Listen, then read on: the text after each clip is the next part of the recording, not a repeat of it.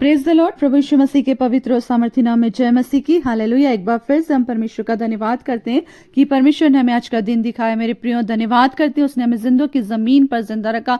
हम धन्यवाद करें उसके महान उपकारों के लिए जो प्रतिदिन, प्रति भोर को, प्रति पल वो हमारे जीवनों में करता है। हम परमेश्वर का धन्यवाद करें मेरे प्रियो कि वो हमें हर परिस्थितियों में अपने अनुग्रह में और अपनी सामर्थ की कृपा में हर दिन हमें नया दिखाते हुए एक नया जीवन देता है। धन्यवाद के साथ उसके चरणों में आते हैं। जैसा कि अभी हम हर दिन वाचा के लहू को हम देख रहे हैं और आज भी परमेश्वर का वचन इब्रानियों और उसका 9वां अध्याय और उसका परमेश्वर का वचन कहता है कि 17 और 18 पद में, क्योंकि ऐसी वाचा मरने पर पक्की होती है और जब तक वाचा बांधने वाला जीवित रहता है तब तक वाचा काम की नहीं होती।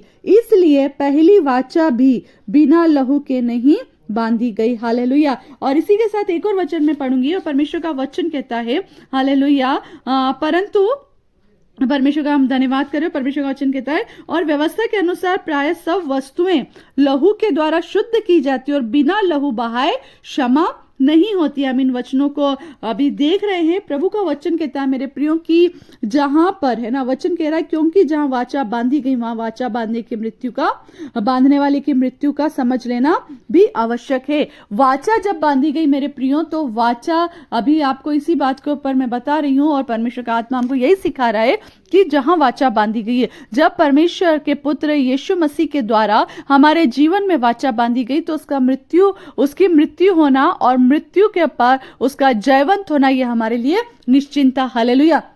मृत्यु इसलिए होना क्योंकि वाचा बांधने वाले की मृत्यु पक्की है। हालेलुया। और यीशु मसीह ने अपने आप को हमारे लिए दे करके उस वाचा को, हालेलुया, कि मैं तुम्हारा परमेश्वर हूं, हालेलुया, जो वाचा है उसने आपकी और मेरे साथ बांधी, जो वाचा उसने कहा है कि पुनरुत्थान और जीवन में ही हूं, जो वाचा वो कहता है कि मैं तुम्हें अनंत जीवन दूंगा, जो वाचा वो कहता है कि छुटकारा केवल मेरी ओर से मेरे प्रियो, हालेलुया, उन वाचाओं के लिए आमीन, परमेश्वर का वचन कहता है जो उसने आपको और मुझको छुटकारा दिया, जो आपको और मुझको स्वतंत्रता दी, आपके और मेरे साथ जो वायदे को पूरा किया, उसके लिए उसने अपने आप को भी क्रूस पर बलिदान कर दिया। आमीन। और ना सिर्फ बलिदान किया, अपने लहू का एक एक बूंद भी उसने इस पृथ्वी पर बहा दिया। जो भूमि श्रापों के कारण, पापों के कारण श्रापों में पड़ी हुई थी, हालेलुया, उसी भूमि को उन श्रापों से, उन पापों से आजाद करने के लिए, स्वतंत्र करने के लिए, हालेलुया, परमेश्वर के इकलौते पुत्र प्रभु यीशु मसीह ने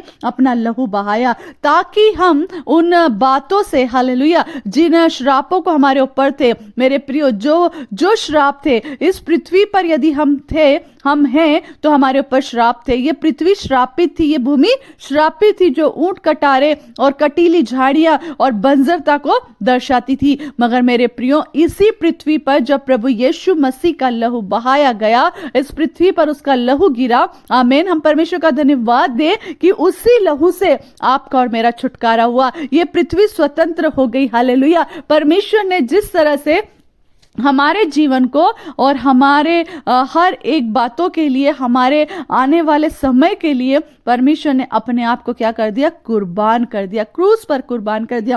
क्योंकि प्रभु का वचन कहता है, क्योंकि जहां वाचा बांधी गई है वहां वाचा बांधने वाले की मृत्यु का समझ लेना भी आवश्यक है। और हम जानते हैं कि वाचा किसने बांधी हमारे साथ? यीशु मसीह ने। आमीन।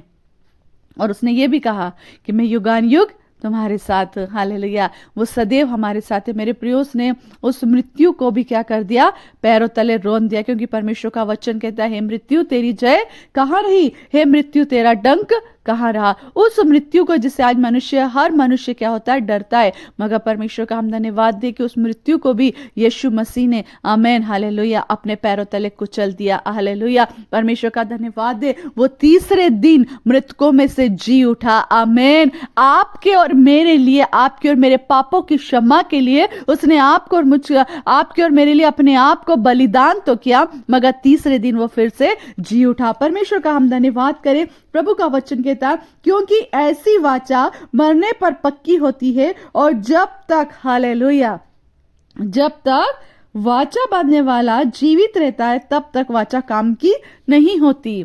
वाचा तो परमेश्वर का पुत्र प्रभु यीशु हमसे बांध रहा था, परंतु यदि वो जीवित रहता तो काम की न होती, इसीलिए उसका मरना अवश्य था और मर करके जीवित होना ये हमारे लिए हालेलुया अद्भुत अनुग्रह है जो परमेश्वर ने दिया है। आमीन। हम उस जीवित परमेश्वर के संतान के लिए हालेलुया। आज हम जिसे पुकारते हैं वो मृत्यु वाला और मरा हुआ यीशु नहीं है, परंतु आज हम जिसे पुकारते हैं वो पुनरुत्थान की सामर्थ के साथ आपके और मेरे बीच में आज डेरा करता है। हालेलुया। उसने आपके और मेरे लिए सारे श्रापों को अपने पैरों से कुचल दिया। आपकी और मेरी गरीबी को यीशु ने अपने लहू से खत्म कर दिया। आपकी और मेरी बीमारी को उसने उस लहू से खत्म कर दिया। आपके और मेरे हर एक परेशानियों को, समस्याओं को यीशु मसीह ने अपने पवित्र नाम के द्वारा, अपने पवित्र लहू के द्वारा हालेलुया जो वाचा बांधी है उसमें सब कुछ खत्म कर दिया। आमीन।